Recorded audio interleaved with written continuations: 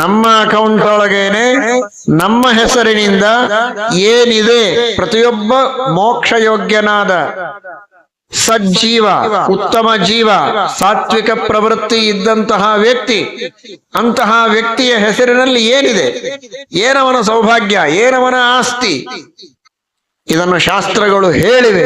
ಆದರೆ ಹೇಳಿದ್ದು ನಮಗೆ ಗೊತ್ತಾಗಿಲ್ಲ. ಶಾಸ್ತ್ರದೊಳಗೆ ಹೇಳಿದ್ದನ್ನು ನಮ್ಮ ತನಕ ಮುಟ್ಟಿಸಿದವರು, ನಮ್ಮೆಲ್ಲರ ಗ್ರೂಪಿಗೆ ಮೆಸೇಜ್ ಹಾಕಿದವರು ಶ್ರೀಮದ್ ಆನಂದ ತೀರ್ಥ ಭಗವತ್ಪಾದಾಚಾರ್ಯರು ಅಲ್ವಾ? ಸರ್ವಮೂಲ ಗ್ರಂಥಗಳಲ್ಲಿ ನಮಗೆ ತಿಳಿಸಿ ಉಪಕಾರ ಮಾಡಿದ್ದಾರೆ. ವೇದಗಳಲ್ಲಿ ಹೇಳಿದ್ದು ಗೊತ್ತಿಲ್ಲದಂತೆ ನಾವಿದ್ದೇವೆ, ಮೂಢರು.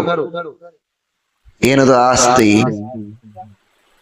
ಇಷ್ಟಾರ್ಥ ಅಂದ ಕ್ಷಣಕ್ಕೆ ಏನೋ ಸಿಕ್ಕದ್ದು ಇಷ್ಟಾರ್ಥ ಅಂತ ತಿಳ್ಕೊತಿರಲ್ಲ. ನಿಂದೇನಿದೆ ಅದನ್ನು ತಿಳ್ಕೊಳ್ಳೋ, ಬೇರೆಯವರದಲ್ಲ. ನಿನ್ನದೇ ನಿನಗೆ ಸಿಗಬೇಕಾಗಿದೆ. ನಿನಗೆ ಸಿಗಬೇಕಾದದ್ದು ಸಿಕ್ಕಿದೆ. ಸಿಕ್ಕಿದೆ ಅಂದ್ರೆ ಸಿಕ್ಕಿಬಿಟ್ಟಿದೆ ಅಲ್ಲ, ಸಿಕ್ಕಿದೆ, ಬಂಧನದಲ್ಲಿ ಸಿಕ್ಕಿದೆ.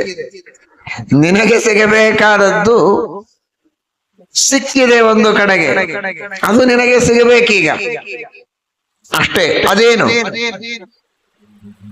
ಬಲಮಾನಂದವೋಜಶ್ಚ ಸಹೋಜ್ಞಾನಮನಾಕುಲಂ ಸ್ವರೂಪಾಣ್ಯೇವ ಜೀವಸ್ಯ ವ್ಯಜ್ಯಂತೆ ಪರಮಾದ್ವಿಭೋಹೋ. ಬ್ರಹ್ಮಸೂತ್ರ ಭಾಷ್ಯದಲ್ಲಿ ಹೇಳ್ತಾರೆ ಶ್ರೀಮದಾಚಾರ್ಯರು. ಒಂದು ಹುಳ ಬಂದ್ರೆ ಹೆದರ್ತೀವಿ ನಾವು. ಶಾಂತವಾಗಿ ಕೇಳ್ತಾ ಇದ್ದೀರಿ. ಒಂದೇ ಒಂದು ಇಲಿ ಬರಲಿ ಸಾಕು, ಹುಲಿ ಬೇಡ, ಇಲಿ. ನಿಮ್ಮ ಸ್ಥಿತಿ ಏನಾಗ್ತದೆ? ಪ್ರವಚನ ಮಾಡುವಂತಹ ನಾವು, ಪ್ರವಚನದ ವಿಷಯನಾದಂತಹ ವೆಂಕಟೇಶ, ಉಪದೇಶ ಮಾಡಿದ ಶ್ರೀಮದಾಚಾರ್ಯರು ಎಲ್ಲರೂ ಮರೆತು ಹೋಗ್ಬಿಡ್ತಾರೆ. ಇಲಿ ಒಂದೇ ಕಾಣಿಸ್ತದೆ. ಅಯ್ಯೋ ಇಲಿ ಅಂತ ಎದ್ದು ಜಿಗಿದಾಡುತ್ತಾರೆ. ಇದು ನಮ್ಮ ಸ್ಥಿತಿ. ಒಂದು ಇರುವೆ ಬಂದ್ರೆ ಭಯ, ಇಲಿ ಬಂದ್ರೆ ಭಯ, ಹುಲಿ ಬಂದ್ರಂತೂ ಕೇಳಬೇಕೇ ಆಗಿಲ್ಲ. ಇದು ನಿಮ್ಮ ಎಲ್ಲರ ಸ್ಥಿತಿ. ವಿಚಿತ್ರ ಅಂದ್ರೆ ನಾವು ಹೀಗಿಲ್ಲ. ಇಷ್ಟು ಅಶಕ್ತರು ನಾವಲ್ಲ.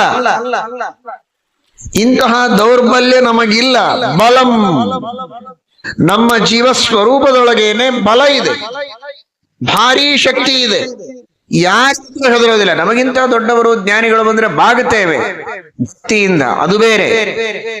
ಅವರು ನಮಗಿಂತಲೂ ಸ್ವರೂಪದಲ್ಲಿಯೂ ದೊಡ್ಡವರು, ಬಲದಲ್ಲಿ ಎಲ್ಲದರಲ್ಲಿಯೂ ದೊಡ್ಡವರು. ಆದರೆ ಇಂತಹ ಸಣ್ಣ ಪುಟ್ಟ ಭಯ, ಹೆದರಿಕೆ, ಯಾರೋ ಶತ್ರುಗಳು ಬಂದ್ರು, ಭಯ ಇಲ್ಲ ನಮಗೆ. ಅಭಯಂ, ಭಯವಿಲ್ಲದ ಸ್ವರೂಪ ನಮ್ಮದು. ಪ್ರತಿಯೊಬ್ಬ ಜೀವನ ವ್ಯಕ್ತಿತ್ವ ಭಯ ಇಲ್ಲದಂತಹ ವ್ಯಕ್ತಿತ್ವ. ಭಯವೇ ಇಲ್ಲ ಅವನಿಗೆ. ದೊಡ್ಡವರಿದ್ದಾರೆ ಅವನಿಗಿಂತಲೂ, ಅವರ ಬಗ್ಗೆ ಗೌರವ ಇದೆ ಅಷ್ಟೇ. ಹಾಗಾದ್ರೆ ಮೋಕ್ಷದಲ್ಲಿ, ಅರ್ಥಾತ್ ಜೀವನ ಸ್ವರೂಪದಲ್ಲಿ ಭಯ ಇಲ್ಲ, ಜೀವನ ಸ್ವರೂಪದಲ್ಲಿ ಅಶಕ್ತಿ ಇಲ್ಲ. ಶಬ್ದದ ಅರ್ಥ ಸರಿಯಾಗಿ ಮಾಡಿಕೊಳ್ಳಿ.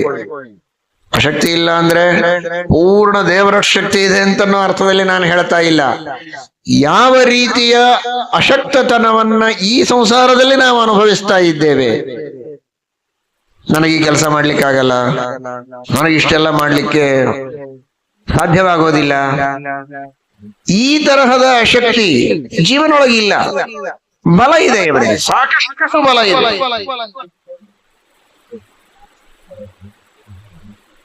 ನಿಮಗೆ ಹೇಳಬೇಕು ಅಂದ್ರೆ ನಿಮಗೆ ಎಷ್ಟೊತ್ತು ಕೆಲಸ ಮಾಡೋ ಶಕ್ತಿ ಇದೆ? 1 ತಾಸು, ಆಮೇಲೆ ನನಗೆ ರೆಸ್ಟ್ ಬೇಕು. ಕೆಲವರು 2 ತಾಸು, 3 ತಾಸು. ಕಪಿಗಳು, ರಾಮಾಯಣ ಕಾಲದ ಕಪಿಗಳೆಲ್ಲ ಹೇಳಿದರು, ಸಮುದ್ರವನ್ನ ಎಷ್ಟು ಹಾರತೀರಾ ಅಂದ್ರೆ ಒಬ್ಬವನು 10 ಯೋಜನ, 20 ಯೋಜನ, 50, 90. ಒಬ್ಬೊಬ್ಬರು ಒಂದೊಂದು ರೀತಿ ಹೇಳಿದ್ರು. ಜಾಂಬವಂತ ಹೇಳಿದ 90 ಯೋಜನ ಹಾರತೇನ್ ನಾನು, 100 ಯೋಜನ ಹಾರಲಿಕ್ಕೆ ಬರೋದಿಲ್ಲ ಅಂತ. ಯಾಕೆ ಅಂದ್ರೆ ನನಗೆ ಮೊದಲು ಶಕ್ತಿ ಇತ್ತು. ವಾಮನಾವತಾರದೊಳಗೆ ತ್ರಿವಿಕ್ರಮನಾಗಿ ನಿನ್ನ ಪರಾಕ್ರಮವನ್ನು ತೋರಿಸಿದಾಗ ಅದನ್ನು ಸಮಸ್ತ ಜಗತ್ತಿಗೆ ತಿಳಿಸಬೇಕು ಅಂತ ನಾನು ಹೋದಾಗ ಮೇರು ಪರ್ವತ ಕಾಲಿಗೆ ಬಡದು ಸ್ವಲ್ಪ ತೊಂದರೆಯಾದದ್ದಕ್ಕೆ 90 ಯೋಜನ ಹಾರತೇನೆ ಅಂತ. ಇವತ್ತಿನವರಿಗೆ ಏನಾದರೂ ಮೊಳಕಾಲಿಗೆ ಬಡದ್ರೆ ಮನಿ ಹೊಸ್ತಲ ದಾಟ್ಲಿಕ್ಕೆ ಆಗೋದಿಲ್ಲ. 90 ಯೋಜನ ಅಲ್ಲ, ಮೊದಲನೇ ಅಟ್ಯಾಕ್ ಆಗೋದು ಸಂಧ್ಯಾ ವಂದನದ ಮೇಲೆ, ಊಟದ ಮೇಲೆ ಅಟ್ಯಾಕ್ ಆಗೋದಿಲ್ಲ. ಟಿವಿ, ಸಿನಿಮಾ, ತನ್ನ ಗೆಳೆಯರ ಮನೆಗೆ ಹೋಗ್ಲಿಕ್ಕೆ, ಹರಟಿ ಹೊಡಿಲಿಕ್ಕೆ, ಕೆಲವರಂತೂ ಕ್ಲಬ್ಗೆ ಹೋಗ್ತಿರ್ತಾರೆ, ಅದೆಲ್ಲ ಸ್ಮೂತ್ ಆಗಿ ದಾಟ್ತಿರ್ತದೆ. ಸಂಧ್ಯಾ ವಂದನಕ್ಕೆ ಬನ್ನಿ, ಪಾರಾಯಣಕ್ಕೆ, ಪಾಠಕ್ಕೆ ಬನ್ನಿ ಅಂತಂದ್ರೆ 1-2 ತಿಂಗಳ ಹಿಂದೆ ಸ್ವಲ್ಪ ಪೆಟ್ಟಾಗಿತ್ತು, ಹೀಗಾಗಿ ಏನ್ ಮಾಡ್ಲಿಕ್ಕೆ ಆಗೋದಿಲ್ಲ ಅಂತ ರನ್ನಿಂಗ್ ಮಾಡ್ತಾ ಇರ್ತಾನೆ. ಮಾಡ್ತಾ ಈ ಮಾತು ಹೇಳ್ತಾನೆ, ನನಗೆ ಪೆಟ್ಟಾಗಿದೆ, ಸಂಧ್ಯಾ ವಂದನಕ್ಕೆ ಕರಿಬೇಡಿ ಅಂತ. ಏನ್ ಧೈರ್ಯ ಅವರಿಗೂ. ಆದ್ರೆ ಜಾಂಬವಂತನ ಯೋಗ್ಯತೆ ಅಂಥದ್ದು. ಯಮಧರ್ಮರಾಜ ಅವನು, ಸಾಮಾನ್ಯ ಅಲ್ಲ ಜಾಂಬವಂತ ಅಂದ್ರೆ. ನಾನೇನ್ ಹೇಳಲಿಕ್ಕೆ ಬಂದೆ, ಈ ತರಹ ಕೆಲವು ಕಾರ್ಯಗಳನ್ನ ಮಾಡುವುದಕ್ಕೆ ನಮಗೆ ಸಾಧ್ಯವಿಲ್ಲ ಅಂತೇಳಿ. ಜೀವನ ಸ್ವರೂಪದ ಬಗ್ಗೆ ನಾನು ಹೇಳ್ತೇನೆ. ಪ್ರತಿಯೊಬ್ಬ ವ್ಯಕ್ತಿಯ ಸ್ವರೂಪ ಹೇಗಿದೆ ಅಂದ್ರೆ ನಾನ್ ಸ್ಟಾಪ್, ಕಂಟಿನ್ಯೂಸ್ಲಿ ಕಾರ್ಯಗಳನ್ನ ಮಾಡ್ತಾ ಇದ್ರೆ ದಿವಸದ ಲೆಕ್ಕ ಇಲ್ಲ, ವರ್ಷದ ಲೆಕ್ಕ ಇಲ್ಲ. ಎಲ್ಲಿಯವರೆಗೆ? 5 ವರ್ಷ, 10 ವರ್ಷ, 100 ವರ್ಷ? ನೋ, ಅನಂತ ಕಾಲದವರೆಗೆ, ಅನಂತ ಕಾಲದವರೆಗೆ ಇವನು ಕಾರ್ಯ ಮಾಡ್ತಾ ಇದ್ರು. ಶ್ರಮವೇ ಇಲ್ಲ ಜೀವನಿಗೆ ಮೋಕ್ಷದಲ್ಲಿ. ಇದು ಜೀವನ ಸ್ವರೂಪ. ಇಮ್ಯಾಜಿನ್ ಮಾಡಿ, ಏನಿದೆ ನಮ್ಮ ಒಬ್ಬೊಬ್ಬರ ವ್ಯಕ್ತಿತ್ವ. ಈಗ ಹೇಗಿದ್ದೇವೆ? ಕೋತಿ ಇದ್ದ ಹಾಗೆ. ರಾಮಾಯಣದ ಕೋತಿ ಅಲ್ಲ, ಕಲಿಯುಗದ ಕೋತಿ. ಅವು ಬಹಳ ಚೆನ್ನಾಗಿದ್ವು. ಅರ್ಥ ಆಯ್ತಾ? ಚೇಷ್ಟೆ ಅಲ್ಲ, ನಿದ್ರೆ ಬರಬಾರದು ಅಂತ ಚೇಷ್ಟೆ ಮಾಡ್ತೇನೆ ಅಷ್ಟೇ, ವಿಷಯ ಮರಿಬೇಡಿ. ಇಮ್ಯಾಜಿನ್ ಮಾಡಿ, ಜಮೀನ್ ಅವರ ಆಸ್ಮಾನ್ ಫರಕ್ ಹೈ. ಒಂದು ಕೆಲಸ ಮಾಡಿದರೆ ಶ್ರಮವಾಗುವಂತಹ ಈ ಅವಸ್ಥೆಯಲ್ಲಿ ಸಂಸಾರ infinite time, there is no limitation. ಅನಂತರಿಗೆ ನಿರಂತರ ಕಾರ್ಯ ಮಾಡಿದರೂ ಶ್ರಮವಾಗಿ ಇರುವಂತಹ ಮೋಕ್ಷದ ಅವಸ್ಥೆ. ದೇವರಿಗಲ್ಲ, ವಾಯುದೇವರಿಗೆಲ್ಲ ಹೇಳ್ತಾ ಇರೋದು, ನಮಗೆ. It is about us. ನಮ್ಮ ಯೋಗ್ಯತೆ ಹೀಗಿದೆ. ಅನಂತದ ಕಾಲದವರೆಗೆ ಕೆಲಸ ಮಾಡಿದರೂ ನಮಗೆ ಶಕ್ತಿ ಕಡಿಮೆ ಆಗೋದಿಲ್ಲ. ಇಂಥ ಶಕ್ತಿ ನಮ್ಮದಿದೆ. ಇದು ನಮ್ಮ ಆಸ್ತಿ. ಆಸ್ತಿಯಿಂದ ತಕ್ಷಣ ನಿಮ್ಮ ಅಕೌಂಟ್ ಅಂದ ತಕ್ಷಣ ಎಲ್ಲರ ಕಣ್ಣು ಅರಳಿ ಕಿವಿಯು ನಿಗಿರಿ ನಿಂತಿತ್ತು. ಏನ್ 10 ಕೋಟಿ 20 ಕೋಟಿ ಹೇಳಿಬಿಡ್ತಾರೆ, ಪ್ರವಚನ ಮುಗಿದ ತಕ್ಷಣ ಬಂದೇ ಬಿಡ್ತದೆ ಅಂತ. ತಗೊಂಡೇನ್ ಮಾಡ್ತೀರಾ ಅದನ್ನ? ಏನು ಉಪಯೋಗ? ಅಷ್ಟು ಆಸ್ತಿ ಇದ್ದು ನಾವೇ ಒಂದು ದಿನ ಕಣ್ಣು ಮುಚ್ಚೋದಿದೆ. ಇದು ನಮ್ಮ ಆಸ್ತಿ.